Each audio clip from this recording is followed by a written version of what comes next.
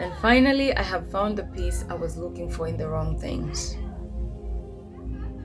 Chasing the things of this world, thinking that they're going to satisfy me. I was all over the place.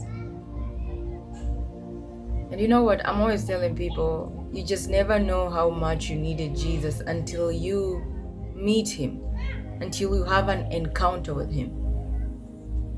I've seen so many people who have a lot to say about God, and they're very mad and angry because that is what the world turns us into.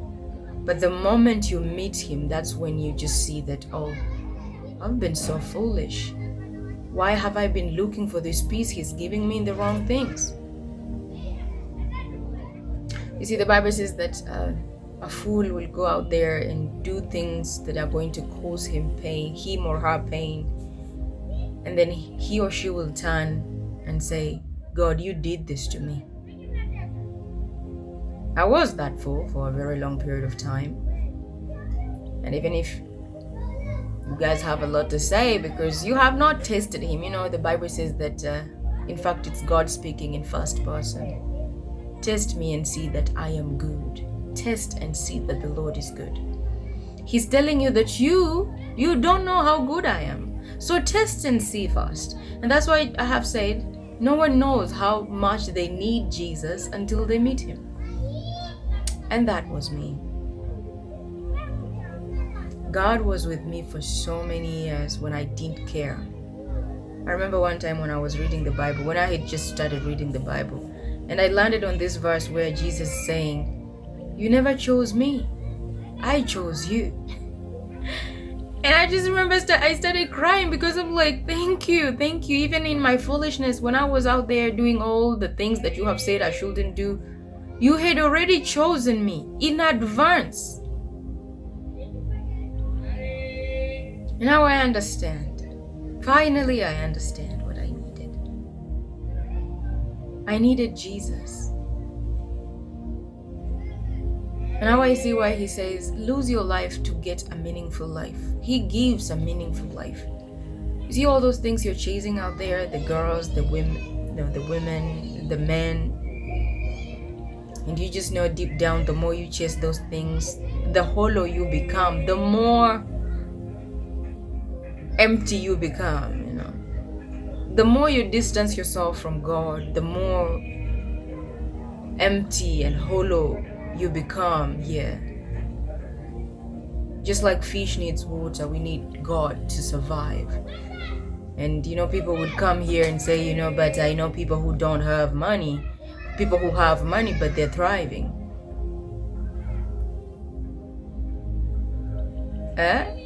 Do they have peace? And when I'm talking about peace, I'm not saying that they must be chaotic and their families are not working. They might be doing, you know, there's no fighting in the house. But I'm talking about the peace of an individual in the heart. Is your heart resting? Because for me, I was a calm person, an introvert who is not looking for trouble. But me as a person, when I could just sit down, me, myself, and I used to feel like there's something missing in me. I just feel like I'm not complete. I'm restless. It's like everything I'm doing is not moving, and I'm just struggling and carrying these burdens and traumas. You might be a man or a woman who has money and your family is happy with the money that you have. But you as a person, when you just sit down with yourself in that big house of yours or in that sanctuary you have created, when you just sit, just you, yourself, and you, are you resting? Is your heart resting? You know, the Bible says that those who seek the Lord and find him, God enters them in a rest. Like the moment you accept Jesus as your Lord, you enter a rest. It's like you've been so burdened for so many years. Now he's just like, oh, you've arrived. Now enter my rest. And then he says, those who have rejected him will never find that rest. So it's the rest of the heart. I'm not talking about the happiness your money is giving. I'm talking about those moments when you're just now resting in your bedroom, on your bed. do you think you're resting in your heart? For me, I wasn't resting.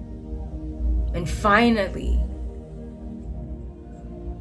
I decided to give my life to Jesus at 23 years old, and I rested.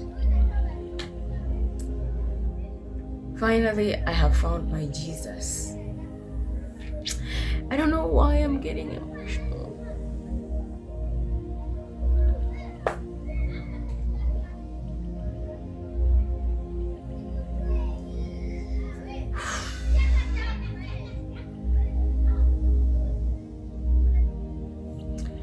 He's amazing, guys.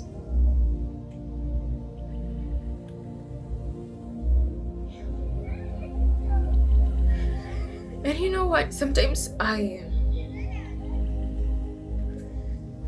get these comments on my post, or people who maybe you've been hurt out there by people and you've been distanced from God for a very long period of time. In your family, you've always seen chaos, people fighting, your family was just all over the place. And now you're asking yourself, is living really worth it?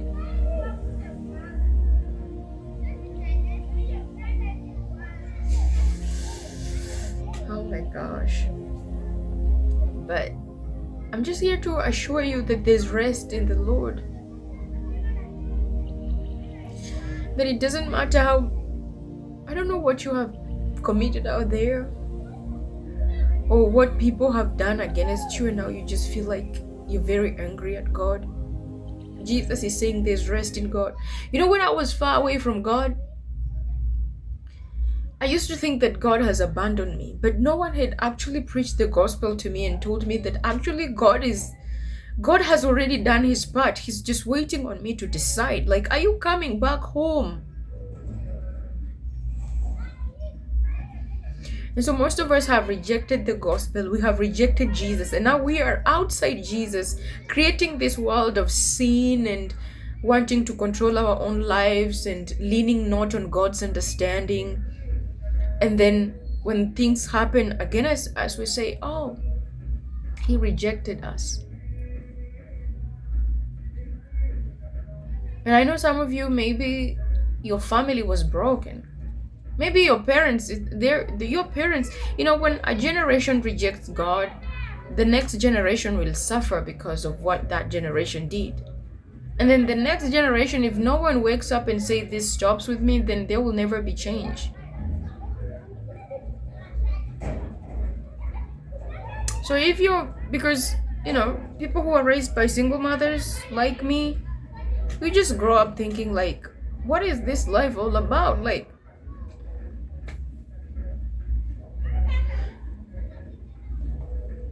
but Jesus has really, really filled up the voids in my heart. He has set me free in ways I cannot understand. He's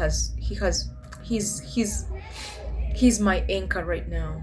I'm so rooted. I'm so confident. I used to fear marriage, guys. I used to fear marriage because I never saw anything good in marriage. When you grow up seeing people just being broken and taking marriage for granted, and it's like they don't treat it like a union, you kind of become scared. And then you start working in these corporate jobs and you see what people are doing to their marriages and you wonder. But Jesus has really changed my perspective of marriage, and every day he's telling me that, Elizabeth, if you walk differently, you're going to receive something different. And he has shown me so many testimonies of marriages that are working, of Christians, and how he orchestrates meetups, and he has shown me happily married people. And I'm just standing here and saying that God has changed my perspective of marriage, and I'm not walking in fear anymore. And that is a sign that he can do anything. It's just us who try to behave like we can do things outside his design, and that's what the enemy loves, when we just walk out and do what we think is right instead of what God says is right. I don't know why I'm crying.